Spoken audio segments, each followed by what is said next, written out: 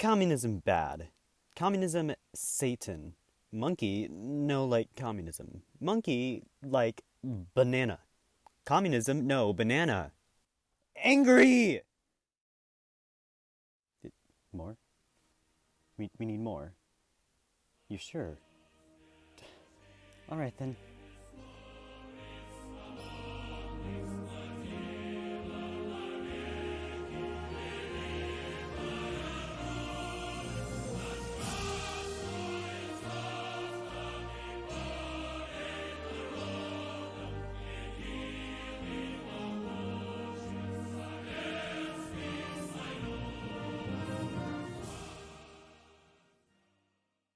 This is Karl Marx, credited as the founder of communism. If his amazing facial hair is any indication, he was German. Born on Cinco de Mayo 1818 in Germany, Marx was raised in a Jewish family, though later he saw the light of Jesus and converted to Christianity. As he grew older, Marx decided to drop religion entirely and become atheist. He pursued a career of faculty law and philosophy, attending the prestigious University of Berlin. While there, Marx became interested in the philosophical studies of the also German philosophist George Wilhelm Friedrich Hegel, who wrote about ideas which were controversial in 19th century Europe, like progress and cultural identity. Marx soon became so enamored and inspired by Hegel's work that he proceeded to drop out of university just a few years later to construct his own philosophies. Enter Friedrich Engels, a philosopher and economist of equally impressive facial hair, whose relationship with Marx following this point has somehow given rise to way more fanfiction than is healthy for the human species. Together with his new boyfriend, Marx worked on developing a way to study society and its development through history in a truly scientific and concrete way, which had never really been done before. Soon, all of his ideas regarding the state of the economy, the natural progression of government systems, and social structure were summed up in a neat little care package known as the Communist Manifesto. Here's the gist of it. Communism pog. Really though, that was only partially a joke. Marx's ideal communist system of government was nowhere near the type of modern communism taught to students in Western schools, mostly due to an anti-communist campaign in America during the 40s and 50s called McCarthyism. It can even be argued that a true communist system has never actually been successfully established, and allegedly communist states, like the Soviet Union, China, and North Korea are pretty far from the implementation of government Marx imagined. Telling Marx that North Korea is communist is like showing Gordon Ramsay a cup of instant ramen and telling him how convenient and genius it is. You'll be kicked to Brazil before you can say,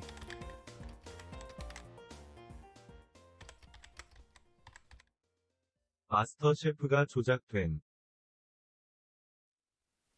okay, yeah, I'm done. So what was communism actually intended to be? Before he could create a philosophy to explain human nature, Marx first had to understand it. I have no idea how that would even be possible, but he somehow accomplished it. He determined that humans are, by nature, progressive creatures, and are constantly working towards personal satisfaction. However, humans are also extremely volatile and can be easily manipulated by the system they're born into. At the heart of this manipulation is the economy. In modern economies, everything requires capital, so achieving satisfaction would naturally require a comfortable amount of money. But due to the self-serving nature of feudalist and capitalist economies, which will be explored in more depth shortly, humans are often exploited for the benefit of those more powerful than them, ultimately disrupting their ability to achieve satisfaction of their own. Marx firmly believed the use of individuals as mere stepping stones for personal gain was wrong, and that competitive economies simply cannot coexist with the maintenance of basic human rights. Thus, in Marxist philosophy, the main problem with humans, besides, this, is alienation from nature and alienation from themselves. According to Marx, nature refers to the environment humans create for themselves. As such, alienation from nature is a disconnect between human wants and needs and the products of society.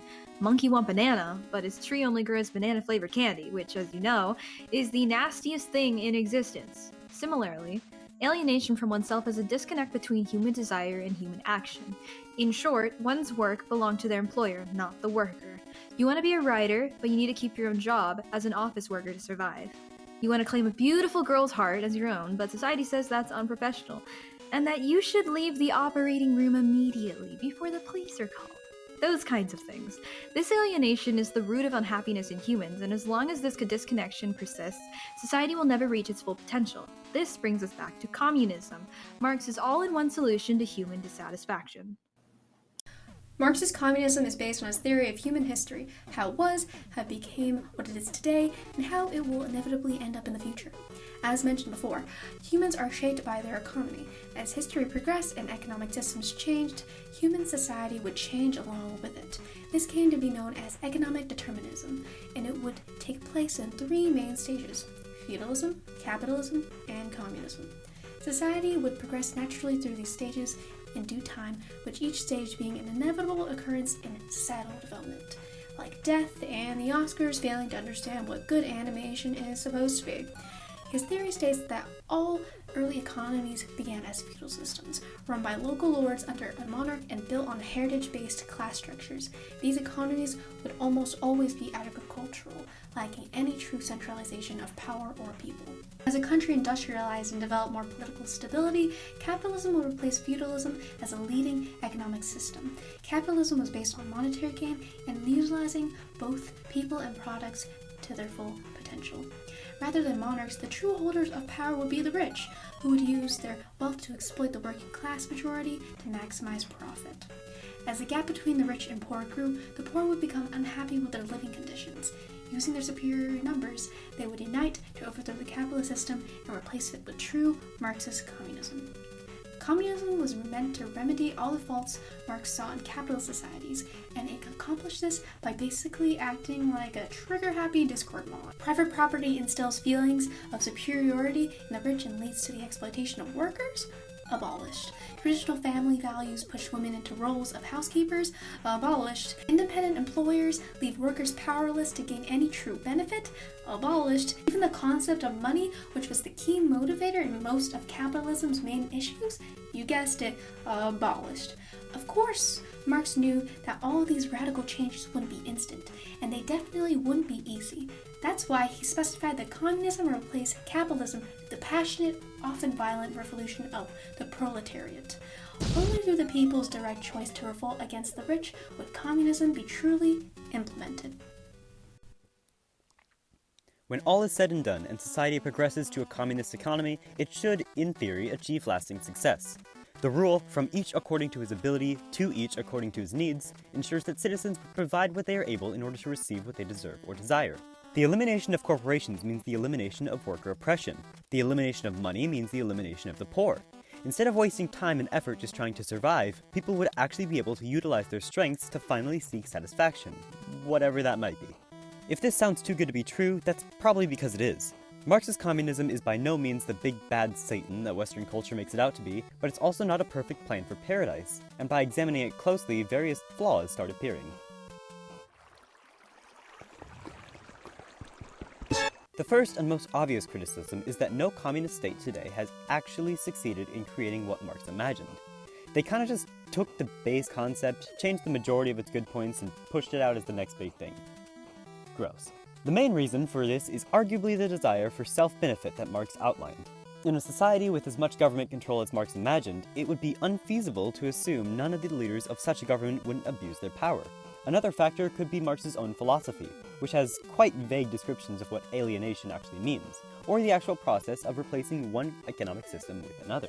Furthermore, if communism is intended as a natural successor to capitalism, why have capitalist economies lasted so long and been so successful? How is communism supposed to follow a revolt of the working class if the middle-class majority is generally seen as a comfortable life?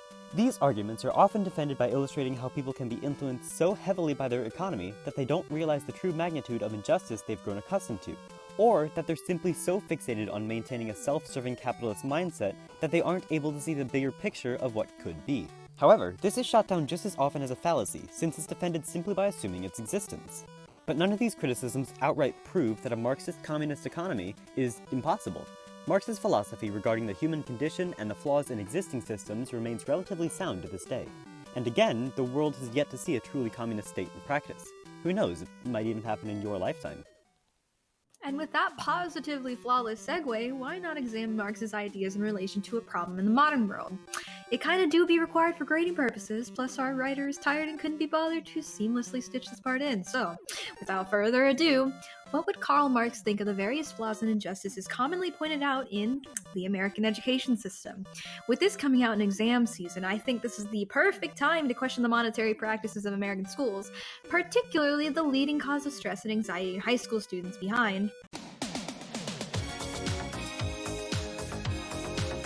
You guessed it, College Board. The College Board, a supposed nonprofit, profits off the students it claims to help by monopolizing college admissions exams and credits across the United States. Because there is no competition, they dominate the field and can honestly charge as much as they want for their products. Their textbooks, prep classes, weighted courses, and exams dominate every American student's high school experience, GPA, and future. Households with children pay hundreds and sometimes thousands every year for the chance at a bigger, more appealing number on a piece of paper. You probably knew that there was an exam fee, but did you know that there was a cancellation fee of $40 per exam? The College Board system essentially throws lower income households under the bus, because even with the assistance of programs like NSLP, the National School Lunch Program, it is becoming increasingly difficult to financially juggle an AP curriculum. If Marx was alive today, you can bet he'd probably use College Board as an example of how inferior capitalism is to communism. Overall, Marx's issue with the College Board monopoly would be the extreme gap in the benefits and experience the general population of students receive from it, seeing as how the main idea of communism generally surrounds the concept of equality in the form of uniformity. He'd probably propose a single system that offers the same benefits for as many or all students, unlike the College Board system, which varies in opportunities depending on location, income, and access to technology. Next on the checklist is a connection to literature, so of course we're going to talk about 1984 by George Orwell. The most obvious comparison to draw is the 1984's presence of socialism. Duh! But there's more depth here than there at first seems.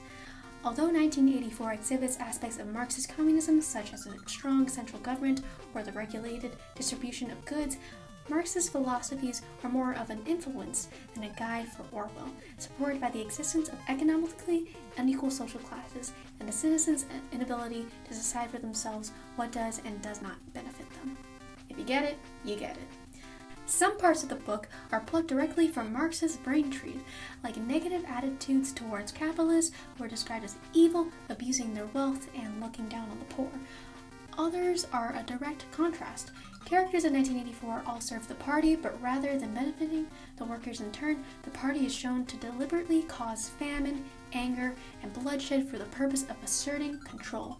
There are also aspects which are a mix of both Marxist and original philosophies.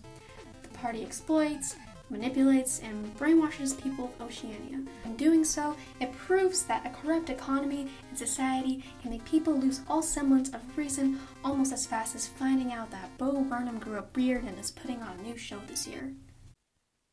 So what's the takeaway of all this? What's the theme? How does it fit into the greater philosophy of humans and the universe? Great questions, no idea. We literally just wanted to make stupid Among Us jokes. Enjoy your life. And so Marx said, lawyer? I don't even know. Oh my god. And without further ado, we present communist leaders and philosophers. What do they know? Do they know things? Let's find nope. But Marx's communism is just too much of a sussy baka to be a perfect... This is so stupid. We're not including this.